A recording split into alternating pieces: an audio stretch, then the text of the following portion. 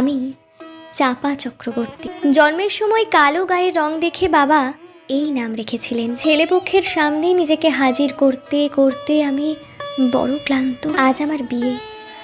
37-এ এসে অবশেষে একখানা বর জুটোতে পারলাম। যদিও তাদের দাবি একটু বেশি, 10 ভরি সোনা আর নগদ 50,000 টাকা। আমায় সাজানো শেষ।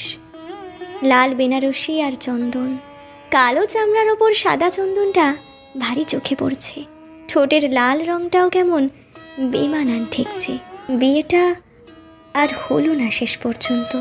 পণের টাকা গয়না কিছুই জোগাড় হয়নি। বড় বৌদি বলে দিয়েছে মাকে কাল সকালেই আমায় নিয়ে কাশি চলে যেতে। কিন্তু আমার বৃদ্ধ মা এই বয়সে আমায় নিয়ে কোথায় যাবেন?